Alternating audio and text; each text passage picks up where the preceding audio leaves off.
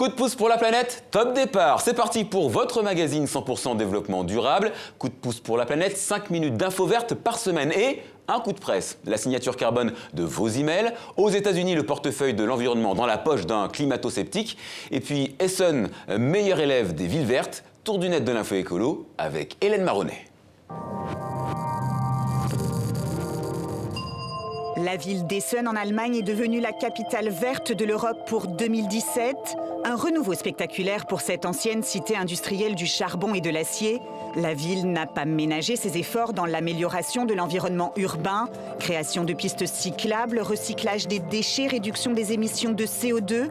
Aujourd'hui, la quasi-totalité des habitants vit à côté d'espaces verts urbains. Essen devrait donc servir de modèle à ses voisines européennes. Il va diriger l'Agence américaine de protection de l'environnement. Il est climato-sceptique et il pense que la question du réchauffement climatique a encore besoin d'être débattue. Scott Pruitt est le nouveau ministre de l'Environnement du gouvernement Trump et a passé sa vie à lutter contre les régulations environnementales.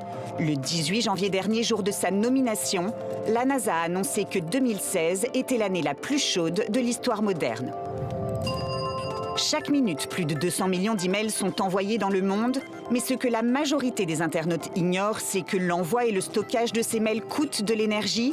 Le secteur informatique représente 7% de la consommation mondiale d'électricité. Si Internet était un pays, ce serait le 6e plus gros pollueur de la planète. Alors d'habitude, on vous présente le développement durable sous une forme plus positive, mais cette semaine, notre coup de pouce est opposable, comme ça. Car on va parler de nos cousins, les singes, des primates en danger, bientôt rayés de la planète. Grâce à nous, 60% des espèces sont en danger, et si nous ne faisons rien, dans 25 ans, elles auront disparu. Aurélia Chopin. Ce sont nos plus proches cousins, si semblables. Pourtant, nous sommes aussi leur principal ennemi. Où qu'ils soient sur la planète, l'homme détruit leur habitat, braconne leur population.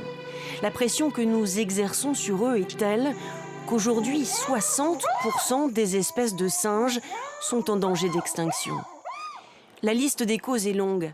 L'agriculture d'abord, qui ravage leurs forêts. L'expansion des villes, le braconnage.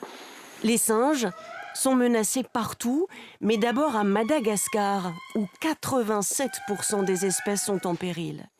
Jamais la situation n'a été aussi critique. Certaines espèces disparaîtront d'ici 25 à 50 ans. C'est en protégeant les écosystèmes qu'on sauvera les primates.